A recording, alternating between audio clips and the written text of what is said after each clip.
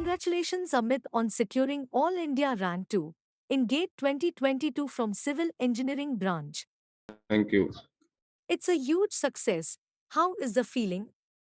Last night जैसे कि result आया, आप सबको पता है, तो मुझे लगता है कि मोबाइल में 20-30 मिस कॉल ही पड़े होंगे, तो ऑब्वियसली अच्छा लग रहा है। सब सब लोग ऐसे कॉन्ग्रेचुलेट कर रहे हैं। सुबह से ही रात से ही मान लीजिए, रात से रिजल्ट तो रात से ही, तो काफी टाइम से वेट भी कर रहा था इस चीज का, तो काफी अच्छा फील हो रहा है। काफी दिनों की मेहनत, काफी टाइम से वेट भी कर रहा था। आई थिंक 2-3 सालों से भाई कुछ अच्छा है, कुछ अच्छा है, और फाइनली AR2 आया गेट में, तो काफी अच्छा लग रहा है।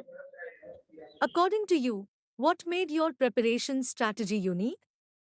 मुझे लगता है कि देखिए, जैसे कि जितने भी अच्छे लड़के हैं, सब सब लोग अपना एक टेस्ट सीरीज फॉलो करते हैं, चाहे जो भी किसी भी कोचिंग का हो सकता है, फॉलो करते हैं उसको। लेकिन मुझे लगता है कि वो तो एक पार्ट है अपनी एक्यूरेसी, अपनी स्पीड को चेक करने का। लेकिन मुझे लगता है मैंने क्या अलग किया होगा, तो मुझे लगता है कि मैंने प्रीवियस ईयर को कई बार लगाया, कई बार एनालाइज किया। टाइप्स ऑफ क्वेश्चन क्या पूछे जाते हैं, क्या विड्थ कवर किया जाता है, तो पूरी विड्थ को कवर किया है मैंने। और प्रीवियस ईयर पे फोकस किया। जितने भी कॉम्पिटिटिव एग्जाम मैंने दिए हैं, मैंने सब पे प्रीवियस ईयर, क्योंकि प्रीवियस ईयर से आपको पता चलता है कि क्या सोच रहे हैं वो, कैसे सोच रहे हैं, क्या कवर कर रहे हैं, कौन सा टॉपिक कवर कर रहे हैं, किस स्टेप में कर रहे हैं। तो मुझे लगता है कि सबसे ये अलग था, मतलब मुझे लगता है कि ये मैंने शायद अलग किया होगा बाकी लोगों से, कि प्रीवियस ईयर को अच्छे से मैंने एनालाइज किया है। और बाकी कोचिंग की टेस्ट सीरीज हैं जो हेल्पफुल थी मेरी एक्यूरेसी स्पीड के लिए, तो ढेर सारे टेस्ट सीरीज भी मैंने दिए हैं। तो प्रीवियस ईयर पे फोकस रखना, previous year is the main thing मुझे लगता है, जिस पे आपको सबको, जो भी एस्पिरेंट है उनको फोकस करना चाहिए और एनालाइज करना चाहिए अच्छे से। How it all started and what kept you motivated all through this while? Starting from 2019 मैं दिल्ली आया पहली बार, ESC और गेट का सपना लेके, जो सिविल इंजीनियरिंग में मुझे लगता है कि जो सबसे अच्छा है, जो सबसे अच्छा है, जो सब लगभग सारे लड़के ही देखते हैं इसको। तो 2019 से मैंने क्लासेस स्टार्ट की, और मुझे कहीं ना कहीं लगता है कि बहुत बड़ा पार्ट कोचिंग का भी रहा आपने, कि काफी मोटिवेटेड रखा, काफी चीजों को अच्छे से पढ़ाया। और कहीं ना तो कहीं मुझे लगता है कि जब आप देखते हैं ना रैंक लिस्ट को आपके, जिसे कहीं भी लगा हो, जिसे टॉपर्स हैं उनके रैंक लगे होते हैं, तो आप भी चाहते हो ना कि मैं भी आऊँ इस जगह पे, या फिर जो भी। तो मुझे लगता है कि वो चीज पूरे 2 साल 3 साल तक मोटिवेट किया मुझे, खींचता रहा। और कुछ अच्छा करने के लिए, हमेशा ही कुछ अच्छा करना चाहते हैं जैसे लाइफ में, तो हाँ, वेट करा है, काफी करा है। जैसे पिछले साल ठीक है, थोड़ी बहुत चीजें रही, वेट करना पड़ा, कोविड आया फिर, लेकिन फाइनली मुझे लगता है कि जब आप कुछ भी परफॉर्म करना चाहते हैं, जैसे मैं अपने बारे में बात करूं, तो कहीं भी जाके 100% देना, ये मेरा टारगेट होता है, और मैं देना भी चाहता हूँ। हाँ, इस बार चीजें अपने फेवर में रही, जिसकी वजह से AR2 आया। तो मुझे लगता है यही जो ये फील है, ये फील जो इस मोमेंट पे फील कर रहा हूँ, शायद यही मोटिवेट कर रहा था मुझे 2-3 साल तक मेहनत करने के लिए।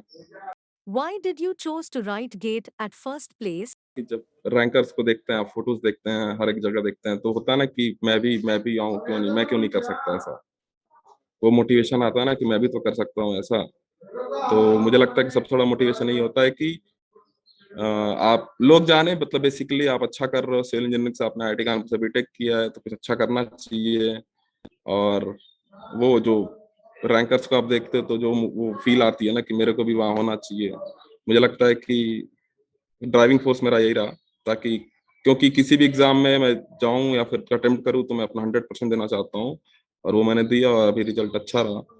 What kind of mindset is required to prepare for exam like GATE? GATE जैसा कि अगर पूरा एग्जाम को देखा जाए, तो अगर आप क्वेश्चंस देखते हैं, अगर पहले तो आपको सिलेबस पूरा कवर करना पड़ेगा, हर एक चीज, क्योंकि कंपटीशन बहुत टफ हो गया है। जैसे कि मैं 97 मार्क्स पाया हूँ ऑल इंडिया रैंक 2 पे, तो देख सकते हैं कि कंपटीशन का लेवल क्या है। तो पहले तो मुझे लगता है सबसे पहले तो कोचिंग, मतलब जहां से भी आप स्टडी कर रहे हो, कोचिंग हो सकता है, सेल्फ हो सकता है, जो भी हो सकता है, आपको मुझे लगता है पहले पूरा आपको पहले पूरा वेट कवर करना होगा, सारी चीजें, जहां से क्या क्वेश्चन पूछ रहे हैं। जैसे कुछ स्पेसिफिक टॉपिक गेट में, जैसे कि कुछ स्पेसिफिक टॉपिक है, मुझे लगता है कि 3 4 5 सब्जेक्ट को मिला देंगे आप, जैसे कि सोम हो गया, हाईवे हो गया, और एक फ्लूइड्स हो गया, सॉइल हो गया, इन्वायरमेंट हो गया। मुझे लगता है ये जो 5 मेजर मेजर सब्जेक्ट्स अगर उन पे फोकस किया जाए तो आईआईटी, क्योंकि गेट ऐसे आईआईटी लेता है, तो उनकी देखेंगे आप तो जो क्वेश्चंस होते हैं काफी डेप्थ में होते हैं। कुछ ही सब्जेक्ट से 5-6 सब्जेक्ट्स आपको देखेंगे तो 70% लगभग कवर कर लेते हैं, 60 to 70% मार्क्स कवर कर लेते हैं। तो मुझे लगता है कि इन सब्जेक्ट को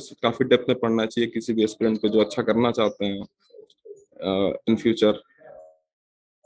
और बाकी टेस्ट टेस्ट की हेल्प ले सकते हैं अपनी एक्यूरेसी के लिए, लेकिन जब आप पेपर देखेंगे तो काफी स्पेसिफिक होता है उनका आंसर, काफी स्पेसिफिक होता है कि आपको इंटीजर टाइप भी क्वेश्चन आ रहे हैं, आपको मल्टीपल चॉइस क्वेश्चन भी आ रहे हैं, तो आपको इसका मतलब है कि आपको काफी डिटेल में पढ़ना चाहिए। काफी हर सब्जेक्ट को जो भी आप पढ़ रहे हो उसको काफी डिटेल में पढ़ो।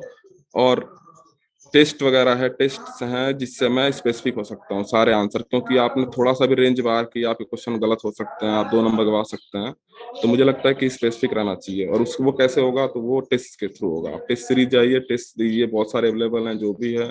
गेट के प्रीवियस ईयर लगा सकते हैं आप, ताकि पता चले एटलीस्ट कितना स्पेसिफिक बना हर एक चीज के बारे में मेरे को।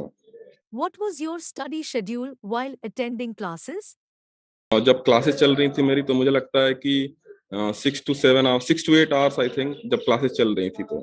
जैसे कि मैं 1 साल का पूरा प्रोग्राम किया आईएएस मास्टर में, मेंस की क्लासेस भी की, तो क्लास के अलावा 6 to 7 आवर आपको पूरे पूरे देने हैं। जैसे ये क्लास होती है, जो चीजें भी पढ़ाई जा रही हैं क्लास में, उसको तुरंत जाओ, तुरंत देखो। 6 to 7 आवर्स तक मुझे लगता है कि इतने में कवर, पूरे दिन का अगर आप शेड्यूल देखें तो 6 से 8 घंटे मुझे लगता है सफिशियंट है। अदर देन कि मान लीजिए कि जिस दिन आपका क्लास नहीं है तो उस दिन तो आप पूरा ही फ्री हो। तो मुझे लगता है 10 to 12 hours a day I think. मतलब मेरी मेहनत वही 10 घंटे ऑन एवरेज, 8 से 10 घंटे तो रोज रही होगी। और मेरा शेड्यूल स्टार्ट होता है सुबह 6 बजे से, मतलब क्लास के साथ भी या फिर क्लास रहे ना रहे, क्लास तो सुबह स्टार्ट होता है मेरा शेड्यूल 6 बजे तक। और मुझे लगता है कि 8 to 10 आवर्स सफिशियंट है किसी भी चीज का। कंसिस्टेंसी मेंटेन किया जाए आप पूरे 1 साल के लिए, तो 8 to 10 आवर्स सफिशियंट है किसी भी चीज का। अगर आप सिविल इंजीनियरिंग मान लीजिए कि कमांड नहीं भी आपका कॉलेज में, उसके बाद भी प्रिपेयर करना चाहते हैं आप तो, लेकिन आप इतना अच्छे से प्रोग्राम हुआ है, पूरा पूरा डिजाइन, ऐसे कोर्स डिजाइन कर रखे हैं कोचिंग ने कि आप 1 साल में चाहें तो 8 to 10 आवर्स, अगर आपकी कोचिंग नहीं चलती है तो सफिशियंट है। कोचिंग चल रही है तो कोचिंग में भी आप पढ़ते ही हैं, क्वेश्चन लगवा जाते हैं, तो 6 to 7 आवर्स सफिशियंट है मुझे लगता है इस चीज को करने के लिए। बाकी पूरा फोकस आपको उसके साथ, कोचिंग कर रहे हो आप तो साथ में प्रीवियस ईयर भी देखते रहना चाहिए लोगों को, ताकि पता चलते रहे कि कैसे क्या जा रहा है। What was your self-study schedule?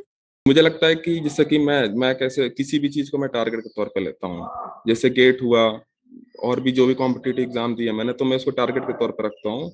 और मान लीजिए कि मैंने पढ़ाई की है सिविल इंजीनियरिंग की, मैं तैयारी भी कर रहा, मेरी अच्छी तैयारी भी है, तो मैं तो यही टारगेट करता हूँ कि कहीं भी आओ तो ऊपर से रहो, मतलब अपना बेस्ट दो, बेसिकली बेस्ट दो, रैंक तो अपने आप आ जाती है मुझे लगता है। जैसे कि अभी आगे गेट में, तो मुझे लगता है कि ये जो होता है ना कि आपको कुछ अच्छा करना है, ये अच्छा करने वाला मोटिवेशन की आगे भी रहेगा, जो अभी भी है आगे भी रहेगा।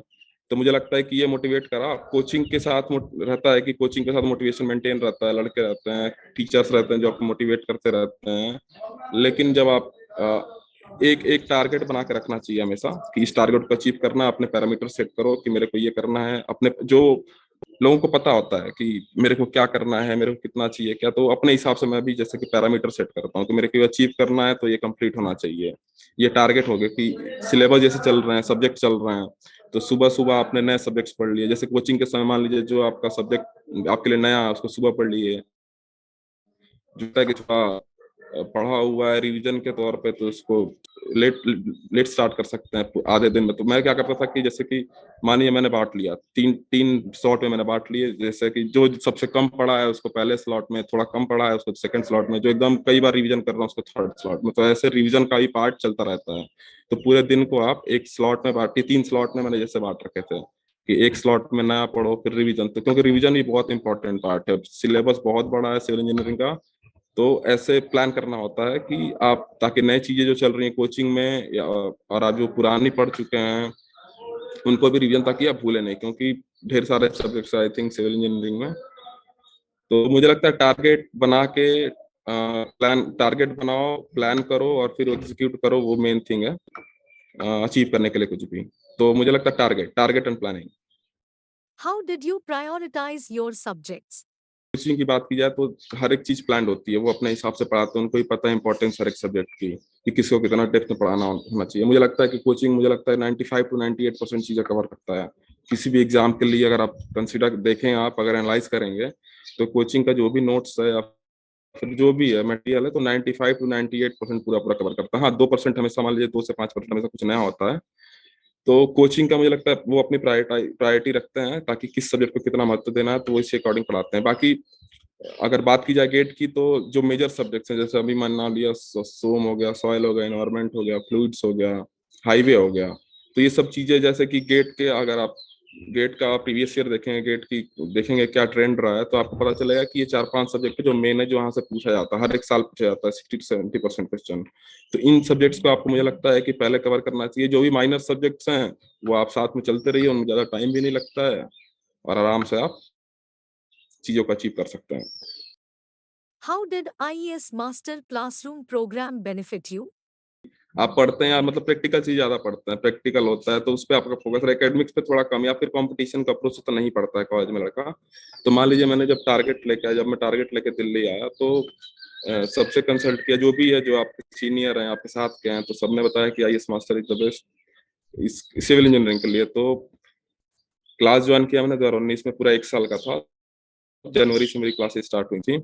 मुझे लगता है कि जो ये 1 साल का प्रोग्राम है मेरे लिए बेस्ट था, मेरे लिए किसी के लिए बेस्ट हो, क्योंकि आपको पूरा थॉरोली हर एक चीज पढ़ाया जाता है, हर एक चीज, मतलब प्री के हिसाब से नहीं। आप देखेंगे, कंसिडर करेंगे, देखेंगे क्लासरूम कैसा है, तो आपको पूरा प्री मेंस पूरे के लिए, अगर आप 1 साल का पूरा क्लास लेते हैं, तो आपको पूरा पूरा एकदम अच्छे से डीप आपको पढ़ाया जाता है, एकदम सारी चीजें डेप्थ में पढ़ाई जाती हैं, तो वो काफी हेल्पफुल है। हाँ, और क्लास में बिल्कुल, जैसे कि मैंने ऑफलाइन क्लास किया था, अभी कुछ समय से ऑनलाइन चल रहा है, लेकिन ऑफलाइन मुझे लगता है कि सबसे बेस्ट है, क्योंकि आप वहाँ क्वेश्चन कर सकते हो, चीजों को जान सकते हो, दूसरों का डाउट समझ सकते हो, इंटरेक्ट कर सकते हो 1 to 1। और टीचर्स भी काफी हेल्पफुल थे आईएएस मास्टर्स के। तो मेरे लिए तो काफी अच्छा एक्सपीरियंस था, काफी, मतलब पूरा सिविल इंजीनियरिंग आपको 9 महीने में, आई थिंक 9 से 10 महीने में, मेरा क्योंकि जन वाला बैच था, तो 8 से 9 महीने में पूरा सिविल इंजीनियरिंग आपको पढ़ाया जाता है, वो भी एकदम डिटेल्ड में। तो मेरे लिए वो बेस्ट था, क्योंकि कॉलेज में कई कोर्सेज होते हैं, कई नहीं होते हैं, जो आप पढ़ते हैं, कुछ पढ़ते हैं, कुछ नहीं पढ़ते हैं, लेकिन कोचिंग ने आपको पूरा एक फैसिलिटी दे रखा है कि अरेंज कर रखा है चीजों को, मटेरियल प्लान कर रखा है एक चीज, तो मुझे लगता है वो सफिशियंट है किसी भी एग्जाम को क्रैक करने के लिए। जैसे सिविल इंजीनियरिंग में किसी भी एग्जाम का क्रैक कर सकते हैं इस मास्टर का, अगर मटेरियल देखें, पूरा नोट्स पढ़ें आप, और मतलब टीचर्स भी होते हैं हेल्प करने के लिए, डाउट के लिए होते हैं। तो अगर आप इसको देखेंगे तो मतलब आप, मुझे लगता है कि एक सफिशियंट है कि किसी भी किसी जगह भी जाने के लिए, या टू हो जो भी आया मेरा, तो मुझे लगता है कि उनके जो भी उन्होंने एनालिसिस और मटेरियल जो भी बना रखा अपना करके एग्जाम के हिसाब से, तो मेरे लिए काफी हेल्पफुल था। और ऑफलाइन कोचिंग बेस्ट है, इंटरेक्शन ताकि लोगों का और स्टूडेंट्स और टीचर्स का अच्छे से होता है, जिसके वजह से मुझे लगता है काफी चीजें मैंने नई नई सीखी और अच्छे से सीखी है। How did IES Master study material help you? मैंने वही पढ़ाई की, और कुछ मैंने पढ़ाई नहीं, ना कोई स्टैंडर्ड्स बुक, कुछ नहीं, बस आईएएस मास्टर के मटेरियल मैंने फॉलो किया है और नोट्स फॉलो किया, और टेस्ट सीरीज और प्रीवियस ईयर मैं बोलूंगा कि सबसे मेन है। ये तो तैयारी करने के लिए आपका है, तैयारी आपने कर लिया कोचिंग, क्योंकि आपने कोचिंग ली है, जो भी स्टैंडर्ड उन्होंने अपना बनाया है, जैसे भी स्ट्रेटेजी बनाया उन्होंने, मटेरियल्स बहुत अच्छे से बनाया है, बुक से ही लिया स्टैंडर्ड, तो वो मुझे लगता है कि सफिशियंट है। अगर आप बुक्स पे फोकस ना भी करें, इनका मटेरियल पे करें और अच्छे से करें, तो मुझे लगता है हर एक चीज का वर्ड है, कुछ भी ऐसा नहीं है कि आपको भाई बाहर से मिलेगा। 1-2% वेरिएशन हर जगह होते हैं, तो उस पर फोकस नहीं करना है। बाकी मुझे लगता है कि कोचिंग मटेरियल बेस्ड है, जैसे कि जो जिस, तो वो मुझे सफिशियंट लगा और मोर देन एनफ है भी। अगर कई बार आप उसको पढ़ जाएं तो आपके लिए मतलब काफी हेल्पफुल है, काफी, किसी भी एग्जाम के लिए। How did IES Master Test Series help you?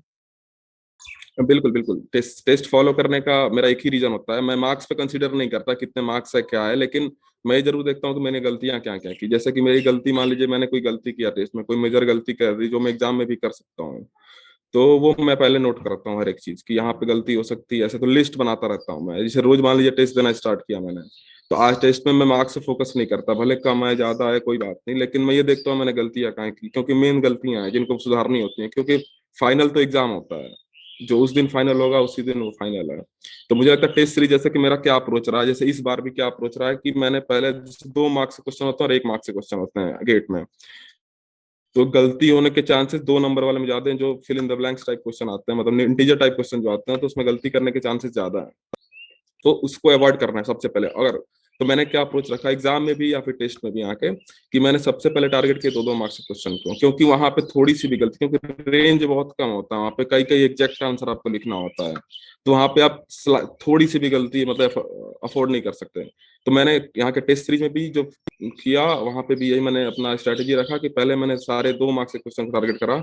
क्योंकि अगर मान लीजिए कि मैं अगर स्टार्ट करता 1 नंबर के क्वेश्चन से या फिर जो भी, तो उसके भी question I think out of 65 30 question होते हैं 1 मार्क्स के, तो उसमें काफी टाइम निकल जाता है। तो अगर मान लीजिए कि पहले आप में आप 1 1 मार्क्स क्वेश्चन करना करेंगे और लास्ट में आप उस पर जाते हैं, तो मुझे लगता है गलती करने के चांसेस ज्यादा होते हैं। तो इसलिए मेरा अप्रोच ये हमेशा से था कि मैं पहले 2-2 नंबर के क्वेश्चन को टारगेट करूं, और ताकि एक बार में सही हो, फिर मुझे उसको दोबारा ये डाउट में ना रहता कि गलत है क्या है। तो पहले मुझे लगा कि 2 नंबर को करना चाहिए, इसलिए मैंने कोचिंग में भी वही रखा अप्रोच, और एग्जाम में जिसका हेल्प भी मिला मुझे, और ये रिजल्ट रहा जिसकी वजह से मेरा। How was this year's GATE paper as compared to previous year paper? मुझे लगता है कि जैसा कि लोगों से भी बात की है और भी स्टूडेंट एस्पिरेंट से बात की मैंने, तो इस बार भी पिछले बार से तो ठीक है, टफ था पेपर। जैसे शिफ्ट वाला पेपर इस बार शिफ्ट 1 से भी टफ था, जैसा कि क्योंकि नॉर्मलाइज में मेरे काफी अच्छे मार्क्स पड़े हैं, तो मुझे लगता है कि शिफ्ट 2 का जो पेपर था, तो वो पिछले साल के लेवल से भी अच्छा था, और इस बार के भी शिफ्ट 1 से काफी अच्छा था। तो लेवल अच्छा था पेपर का। शिफ्ट 2 जो भी शिफ्ट 2 में पेपर हुआ आफ्टरनून सेशन में, तो उसका स्टैंडर्ड पिछले साल से भी अच्छा था और इस साल का शिफ्ट 1 से भी अच्छा था। इसलिए मेरे मार्क्स काफी हद तक बढ़े हैं, और जिसकी वजह से इतना अच्छा रिजल्ट रहा है। तो लेवल मतलब वो हर साल कुछ ना तो कुछ आईआईटी है, तो कुछ ना तो कुछ बढ़ाता रहेगा, कुछ ना तो कुछ चेंज करता रहेगा। वो उनका नेचर है, वो ऐसा करना चाहते हैं ताकि बेस्ट निकले लड़कों का। तो खैर सब अच्छा रहा, लकीली मैं सब अच्छा रहा, रिजल्ट भी अच्छा रहा, एग्जाम भी अच्छा रहा। What strategy you adopted in the exam hall? सबसे पहले तो किसी पेपर में, गेट का हो या फिर कोई भी कॉम्पिटिटिव, सबसे पहले तो काम रहना है, पूरे टाइम आपको काम रहना है। कभी प्रेशर ही नहीं लेना कि मैं कुछ सिक्योर करना चाहता हूँ। मेरे को बस ये अपना ध्यान रखना है कि मैंने अपने टेस्ट गलतियां की हैं जो नहीं करनी, यहाँ पे मैंने क्या प्लान डेवलप किया है। जैसे मैं हर एग्जाम का प्लान डेवलप करता हूँ, चाहे गेट हो या फिर अगर आईएएस की बात की जाए, तो मैं हर पेपर के लिए प्लान करता हूँ हर एक चीज, कि कैसे अप्रोच करना चाहिए। तो मैं हर चीजों को लिखता हूँ, उनको फॉलो करता हूँ एग्जाम में। जैसे गेट एग्जाम में मैंने 2 स्लॉट में बांट रखा था, जैसे कि आपको कि पहले 1.5 घंटे में मेरे को सारे 2 नंबर क्वेश्चन को टारगेट करना है कैसे भी। 2-2 नंबर के क्वेश्चन को अगर मैंने टारगेट किया, सब सही कर दिया, तो उसके बाद मुझे लगता है कि मेरा अदर हाफ जो है, पेपर का अदर हाफ है, वो काफी इजी हो जाता है, उसमें गलतियां नहीं होती हैं 1 मार्क्स के क्वेश्चन में। तो इस बार भी मैंने वही किया कि पहले दो दो हाफ में बांटा पेपर को, कि पहले 2 नंबर के क्वेश्चन का अटेम्प्ट करने हैं पहले 1.5 घंटे में, ताकि मैं मैक्सिमम क्वेश्चन कवर कर सकूं, जो भी डिफिकल्ट क्वेश्चन है उनको कवर कर सकूं, और ताकि अगले हाफ में मैं गलतियां कम करूं। तो मैंने इस बार भी एग्जाम में पूरे टाइम काम रहना है, कोई ऐसा कोई प्रेशर नहीं, मैं लेता भी नहीं कोई एग्जाम में प्रेशर। अपना जो आपने अगर 1 साल 2 साल तैयारी की अच्छे से, तो मुझे नहीं लगता कि आपको प्रेशर लेने की जरूरत है, वो आप अच्छा ही करोगे। बाकी जो भी आप करते हो, टेस्ट में जो परफॉर्म करते हो, उससे अच्छा ही करते हो आप एग्जाम में। तो टेस्ट के थ्रू हेल्प मिलती है, जिससे स्ट्रेटेजी डेवलप होती है, और वो आपके एग्जाम में जाके परफॉर्म करना होता है। तो इस बार भी मैंने गेट में को 2 स्लॉट में बांट रखा था, कि पहले हाफ में मेरे को 2 नंबर के क्वेश्चंस को टारगेट करना है, सेकेंड हाफ में मेरे को बाकी 1 marks. How can any aspirant increase the speed and accuracy required to clear this exam? तो एक्यूरेसी और स्पीड के लिए तो कोचिंग की टेस्ट सीरीज बेस्ट है। आप जितना टेस्ट सीरीज दे सकते हैं दीजिए, वो सबसे बढ़िया, सबसे बेस्ट है। आप अपना पढ़ाई करते रहिए। आप दिन में मान लीजिए कि 5 से 6 घंटे पढ़ाई भी करते हैं, कोई दिक्कत नहीं है। मान लीजिए एग्जाम का टाइम है, जब भी एग्जाम के टाइम से 2 महीने पहले मान लीजिए आप स्टार्ट कर सकते हैं अपनी टेस्ट सीरीज, अगर आपका पूरा सिलेबस कवर्ड है। नहीं भी है तो जो आपके सब्जेक्ट कवर्ड है, तो सब्जेक्ट वाइज टेस्ट होता है।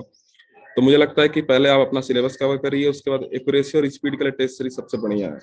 और सिले मिस्टेक्स की बात करें तो वो सबसे ही होती है, लेकिन मेरी स्ट्रेटेजी उसके लिए क्या थी कि कुछ भी अगर मैं गलती करता हूँ, छोटी से छोटी गलती भी, मतलब इस गेट में बहुत स्पेसिफिक आंसर्स होते हैं, तो अगर कुछ भी गलती कर रहा हूँ तो मैं इसको नोट डाउन करता हूँ। मतलब कहीं भी ले जाके एक अपनी लिस्ट डायरी बना ली मैंने, कि मैं यहाँ पे ये गलती कर सकता हूँ, ताकि और कोशिश करता था कि अगली बार ये गलती ना हो। क्योंकि आप लिखते हैं ना किसी चीज को, तो आपके दिमाग में वो छप जाती है चीज, आपको याद रहती है चीजें। तो आप वो मान लीजिए आपने पहला टेस्ट दिया, कुछ गलतियां की, तो जो भी गलतियां की आप उसको नोट डाउन करिए। तो दूसरे टेस्ट अगर मैं देने जा रहा हूँ, तो मेरा ये टारगेट रहता है कि मान लीजिए पहले टेस्ट मैंने 5 गलतियां की, तो इस बार 5 ना हो, कम से कम 4 ही हो। तो वो धीरे धीरे प्रोसेस है पूरा, जो कि आपको फॉलो करना पड़ेगा अपनी गलतियों को सुधारने के लिए। और धीरे धीरे अगर आप ऐसे, मुझे लगता है जो मैं नोट डाउन करता था हर एक चीजों को, फिर सुधारने की कोशिश करता था, उसने ही हेल्प किया मेरी। तो जो भी ऐसी सिली मिस्टेक्स मैं कर रहा हूँ उसको मैं नोट करता था अलग से, ताकि मैं उस एग्जाम के समय भी, जैसे एग्जाम के समय आपने देख लिया कि यहाँ पे ये गलती नहीं होनी चाहिए, कहीं यूनिट्स की गलती होती है, कहीं कुछ भी, मतलब कुछ जैसे क्वेश्चन आप देखेंगे तो कुछ कुछ कुछ क्वेश्चन सिमिलर टाइप आते हैं प्रीवियस ईयर, अगर आप उठा के देखें तो कुछ कुछ ये सिमिलर आती हैं, तो वो इससे हेल्प मिलता है। और टेस्ट में जो मैं गलतियां करता था उनको नोट डाउन करता था, ताकि बाकी उनको इम्प्रूव कर लेता था टेस्ट से ही, कि अगले टेस्ट में मैं और अच्छा परफॉर्म करूँ। How did you find IS Master doubt solving mechanism? जैसे कि जब क्लासरूम प्रोग्राम स्टार्ट हुआ तो मेरे पास काफी टाइम था, पूरा 1 साल का टाइम था, अच्छे समय का टाइम, मैं क्योंकि टाइम देना भी चाहता था सिविल इंजीनियरिंग को, कि एक बार कम से कम अच्छे से सीख पाए हर एक सब्जेक्ट को। तो मुझे लगता है कि जब भी मैंने स्टार्ट किया तो पहले तो मैं, अगर आपको कोई डाउट आता है तो आप खुद जाओ, मतलब खुद सॉल्व करने की कोशिश करो, आपके लिए बेनिफिशियल है, क्योंकि आप जितना सोचोगे आप उतना वाइड सोच पाओगे, उतना डेप्थ में सोच पाओगे। अगर मान लीजिए कि आपके पास टाइम नहीं है, या फिर आप कोशिश करने के बाद भी आप डाउट्स को सॉल्व नहीं कर सकते, जैसे मैं पहले कोशिश यही करता था कि मैं डाउट खुद सॉल्व करूं पहले कैसे भी, क्योंकि मैक्सिमम चीजें आपको पढ़ा दी जाती हैं। अगर नहीं होता है तो मुझे लगता है कि टीचर काफी हेल्पफुल है, जो कि आप देखे होंगे क्लास के बाद टीचर टाइम देता है बच्चों को, कि बाहर बैठता है क्लास के बाहर, कि पूरा प्रॉपर टाइम देता है कि जिसको भी डाउट हो आके पूछे कैसे भी। तो मुझे लगता है कि ये काफी हेल्पफुल रहा, और काफी हेल्पफुल है भी टीचर। आप 1 to 1 आप इंटरेक्ट कर सकते हैं, जो भी आप सवाल पूछते हैं, जो भी क्वेश्चन आप पुट करते हैं, उनका आंसर आपको मिल रहा है। तो ओवरऑल फैकल्टी का रिस्पॉन्स काफी अच्छा है, और उसने हेल्प भी किया मेरी डाउट सॉल्व करने के लिए। मोबाइल नंबर आपके पास होते हैं सारे टीचर्स के, आप कभी भी क्वेश्चन पूछ सकते हो उनसे, टेलीग्राम पे, या फिर जो भी वो प्रोवाइड करें आपको। तो इसने हेल्प किया मेरी, और काफी चीजें, मतलब लगभग मोस्ट ऑफ द चीजें मैं जाके क्लास के बाहर ही कवर कर, मतलब डाउट अपने क्लियर कर लेता था। How did you come to know about IS Master?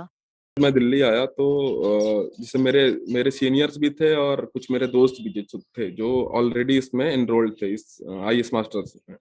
तो जो भी पता करने के बाद, सबसे पता किया, अपने दोस्तों से भी, ऑनलाइन भी थोड़ा बहुत देखा, तो सबका यही सजेशन था कि सिविल इंजीनियरिंग के लिए सबसे बेस्ट आईएएस मास्टर। और मैं फील करता भी हूँ कि सिविल इंजीनियरिंग के लिए आपको आईएएस मास्टर सबसे बेस्ट है, क्योंकि जो पढ़ाया जाता है और जो पेपर, टेस्ट सीरीज जो डिजाइंड है, वो पूरा रिफ्लेक्ट करता है आपको एग्जाम में।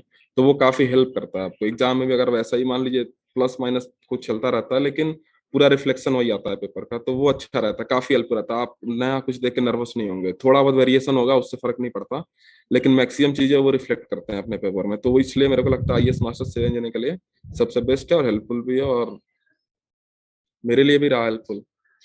How would you remember IS Master? कि बताया कि बहुत सारे कोर्सेज हैं जो कॉलेज में आपको नहीं पढ़ाए जाते हैं, सिविल इंजीनियरिंग के कई कोर्सेज हैं, जैसे कि छोटे छोटे भी हो सकते हैं, मेजर सब्जेक्ट पढ़ाए जाते हैं, लेकिन माइनर सब्जेक्ट कई सारे नहीं पढ़ाए जाते हैं। लेकिन आप देखेंगे तो जैसे भी डिजाइन किया गया कोर्सेज को, सारे कोर्सेज को पूरा प्रॉपर टाइमिंग, इतने घंटे में ये खत्म करना है, इतने घंटे में ये करना है। तो मुझे लगता है कि जो 4 साल का सिलेबस आप एक बार में तैयार करते हो, फिर जाके एग्जाम में आप उसको कन्वर्ट करते हो मार्क्स में।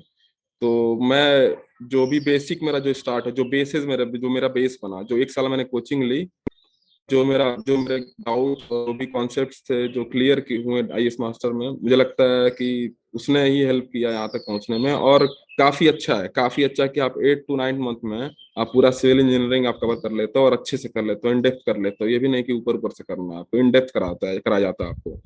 तो ऑब्वियसली कंट्रीब्यूशन पूरा आईएएस मास्टर को ही है, और अपने हार्ड वर्क को है, बाकी दोस्तों का है, फैमिली है, सब सब लोग हैं साथ में जो भी हैं प्रे कर रहे हैं, तो सबके लिए ही है। बाकी सिविल इंजीनियरिंग में तैयारी करने के लिए ईएस मास्टर का कंट्रीब्यूशन सबसे बड़ा है।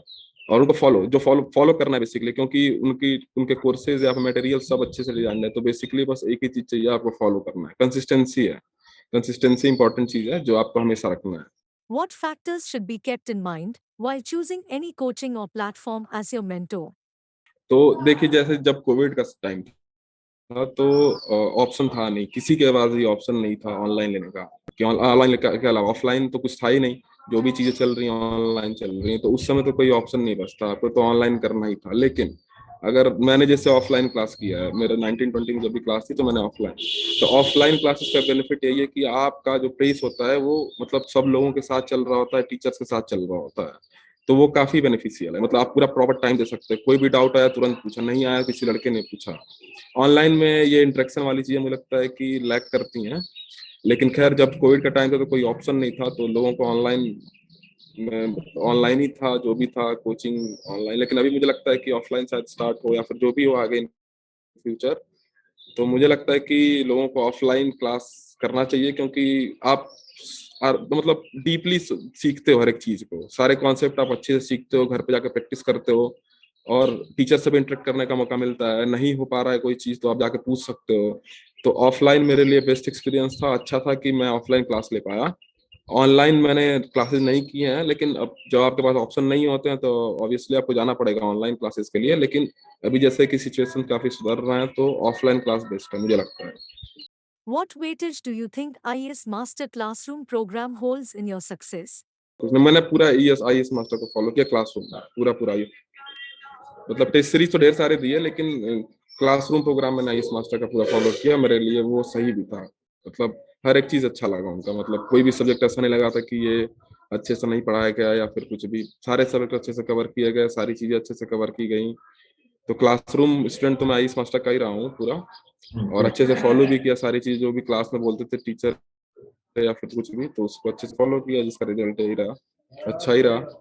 What was your study schedule during last month of preparation? कि मेरा क्या रहता, मेरी स्ट्रेटेजी क्या होती है, जैसे कि मैंने सारे पहले जो भी अपना प्रीवियस ईयर के हिसाब से मैंने सारी चीजों की पढ़ाई कर ली, सारे सब्जेक्ट मैंने पढ़ लिए। उसके बाद लास्ट के एक महीने में क्या करता हूँ, केवल टेस्ट देता हूँ, केवल अपने आप को टेस्ट करता हूँ।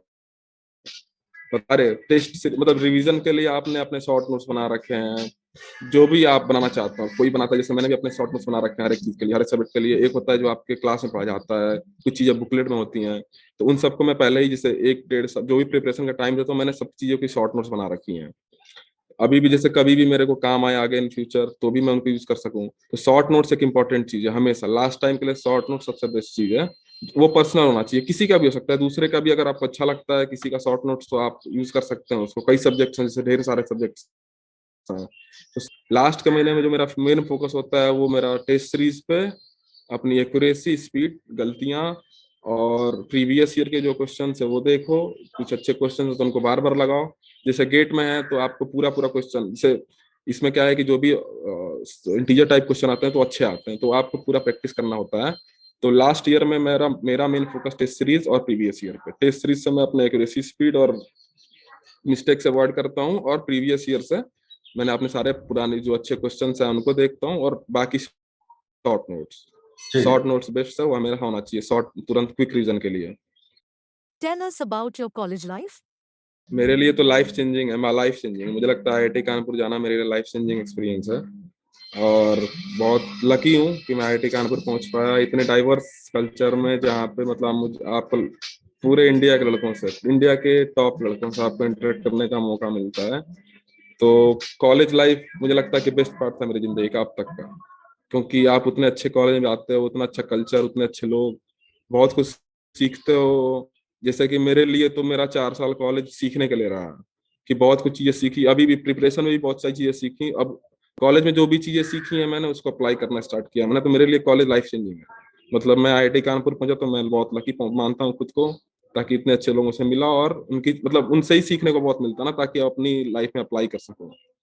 तो क्योंकि बहुत सारी चीजें होती हैं, मतलब हर एक चीज में आप खेलना चाहते हो खेल सकते हो, आप कुछ काम करना चाहते हो कर सकते हो, नए दोस्त बनाते हो, ढेर सारे अच्छे दोस्त, वो भी टॉप इंडिया के जितने भी टॉप के लड़के हैं उनसे मिलते हो आप। तो ये काफी अलग फैक्टर है जो मुझे लगता है कि काफी आपको आगे भी ले जाता है लाइफ में। What activities you were involved in during your college days at IIT Kanpur? मतलब शुरू से ही, बचपन से ही मैं स्पोर्ट्स लवर हूँ, जैसे क्रिकेट और फुटबॉल, ठीक है, तो ये चीजें तो हमेशा से मैं कंटिन्यू रखा। हॉबीज में जैसे मैं हमेशा खेलना चाहता हूँ ताकि मैं फिट रहूँ, क्योंकि थोड़ा हेल्थ कॉन्शियस भी हूँ। और बाकी मुझे लगता है कि कॉलेज के भी कुछ हॉबी ग्रुप थे जिनका काफी सारी चीजों को एंजॉय भी किया, जो फेस्टिवल होते हैं, जो चीजें होती हैं आईआईटीज में, या फिर जो भी जो अलग होता है, काफी अलग होता है ना, सोचा होता है कभी ना कुछ भी ऐसा कि होने वाला है, तो वो काफी अच्छा होता है। तो उसमें आप पार्ट भी ले रहे हो या फिर देख रहे हो, दोनों काफी सेटिस्फाइंग है। तो कुछ हॉबी ग्रुप से भी मैं कनेक्टेड रहा वहाँ पे, लोगों से मतलब डिफरेंट हॉबी ग्रुप के लोगों से कनेक्टेड रहा। तो मेरे लिए वो काफी अलग था, मेरे लिए काफी अलग था और काफी अच्छा था मेरे लिए। Tell us about your native place. तो मैं हूँ गाजीपुर से, जो नहीं, छोटे सा जिला है, मतलब अब नहीं पता होगा, बनारस से मुझे लगता है 100 किलोमीटर, 80 to 100 किलोमीटर दूर हूँ मैं। तो बनारस सबको पता होता है, तो मैं कोई पूछता है तो बनारस बोलता हूँ, लेकिन मैं हूँ गाजीपुर का। गौरा गांव है मेरा। ये यूपी और बिहार के बॉर्डर पे है, मतलब भोजपुर एक पूरा रीजन है, तो वहां से मैं बिलोंग करता हूँ। और अभी रिजल्ट आया है तो गांव के लोग भी जैसे बहुत खुश हैं, सबको बताया मैंने सुबह सुबह, सब लोग खुश हैं। सब लोग आगे देखना चाहते भी हैं, ताकि क्योंकि 2 साल की मेहनत अब जाके मान लीजिए कि कन्वर्ट हुई अच्छे रैंक में। तो गाजीपुर से हमें गौरा गांव है, बनारस से 80 to 100 किलोमीटर दूर। What would be your message to the future aspirants? तो अच्छा ही लग रहा है, क्योंकि कभी जैसे कि मैं जब एग्जाम देने गया था तो कभी सोचा नहीं था कि ऐसा AR2 आऊंगा, जो भी आऊंगा ऐसा कभी सोच के नहीं गया। लेकिन हाँ, मुझे लगता है कि जो भी इस एग्जाम के लिए प्रिपेयर कर रहा है, जो भी चाहता है कि कुछ अच्छा करूं, तो मुझे लगता है कि जो सबसे मेन चीज है कंसिस्टेंसी, और दूसरा जो मुझे लगता है कि कंसिस्टेंसी तो हर एक चीज में जरूरी है। दूसरा जो एग्जाम के लिए जरूरी है, प्रीवियस ईयर का एनालिसिस। आपको प्रीवियस ईयर ही हमेशा देखते रहना है पूरे साल, जब भी से आपकी कोचिंग स्टार्ट होती है, एक सब्जेक्ट खत्म होता है, उसको तुरंत प्रीवियस ईयर देखिए कि इसमें क्या क्वेश्चन पूछा जाता है। बाकी लाइफ में भी और किसी भी एग्जाम के लिए मुझे लगता है कंसिस्टेंसी इंपॉर्टेंट की है। When you come to know about your result, who was the first person you told? घर पे ही थे, जैसे कि मैंने रात में था, रात में घर पे ही था, गाँव पे ही था अभी मैं। तो जब भी रिजल्ट पता चला तो सबसे पहले तो घर पे मम्मी पापा और बहन है, छोटी बहन है, तो सबसे पहले तो इन लोग को ही, फिर दोस्तों को कॉल किया, सबको बताया, भाइयों को कॉल, मतलब कॉल आने लगे एक्चुअल में। भाइयों का, दोस्तों का, सबका कॉल आने लगा, क्या हुआ, क्या बना, रिजल्ट क्या बना। सबसे पहले तो पापा लोगों को ही बताया, पापा लोग, बड़े पापा लोग हैं, सब लोग हैं, सबको बताया सबसे पहले, तो इन्हीं से मुलाकात की। फिर बाकी दोस्तों का कॉल आया, सबसे दोस्तों से भी, दोस्तों से ही मिला, दोस्तों का कॉल आया, अभी भी आ ही रहे हैं। तो अच्छा ही लग रहा है। Tell us about your family. मेरे पापा का नाम अजय कुमार रहा है, वो गवर्नमेंट टीचर हैं। यहीं पास में एक इंटर कॉलेज है, स्टेट गवर्नमेंट, तो वहाँ पे वो टीचर है, लेक्चरर है, फिजिक्स पढ़ाते हैं। मेरी मम्मी है, हाउस वाइफ है। तो और मेरी बहन है, छोटी बहन है, वो पढ़ाई कर रही है। बाकी मेरा एक बड़ा भाई भी है, जॉब कर रहा है, वो बैंकिंग लाइन में है वो। बाकी मैं अभी, अब देखते हैं, अभी तो रिजल्ट अच्छा रहा, अभी देखते हैं आगे क्या होता है। At last, what advice you will give to aspirants who are preparing for GATE exam? यही बोलूंगा, हमेशा ये बोलूंगा कि पूरे साल आपको प्रीवियस ईयर की एनालिसिस करनी है।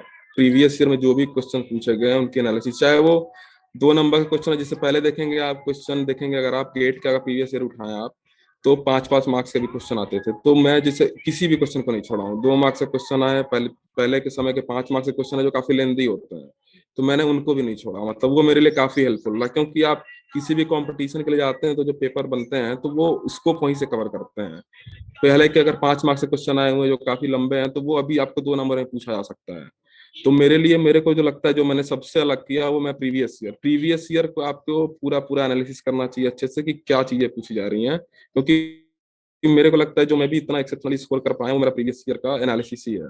और बाकी टेस्ट देते हैं एक्यूरेसी स्पीड के लिए। बाकी प्रीवियस ईयर जो है मेन, क्लास को फॉलो करना है, और प्रीवियस ईयर, क्योंकि प्रीवियस ईयर ही बताता है कि आपको टीचर क्या सोचता है, ये जैसे IIT कैसे सोचता है क्वेश्चंस को, क्या कैसे, कितनी कौन सी चीजों को कितनी इंपॉर्टेंस देता है, तो आपको ये प्रीवियस ईयर से समझ में आता है। तो मेरे लिए मुझे लगता है कि अगर मैं IAS में भी कुछ एक्सपेक्ट कर रहा हूँ, या फिर गेट में भी जो भी आया है, तो वो मेरा प्रीवियस ईयर की वजह से हुआ है। जो मैंने एक साल, जैसे बोला ना आपने कि 2 महीने 4 महीने जब कोचिंग नहीं चलती है तो आप क्या करते हैं, तो मैं यही है कि मैं प्रीवियस ईयर उठाकर रोज, भले 2 बार 3 बार प्रीवियस ईयर को, 15 से 20 साल क्वेश्चन को आप देखिए, उसको बार बार लगाइए, बार बार सॉल्व करिए क्या गलतियां, और ये देखना है। मेरे लिए सबसे अलग मुझे लगता है कि जो मैं स्कोर कर पाया हूँ, मैं प्रीवियस ईयर के एनालिसिस के थ्रू ही कर पाया हूँ। सारे क्वेश्चन को अच्छे से, सारे विड्थ को अच्छे से कवर किया मैंने, इसलिए मैं इतना अच्छा स्कोर कर पाया हूँ। You have been an excellent student here at IES Master.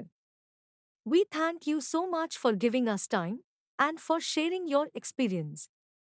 God bless you. Thank you ma'am.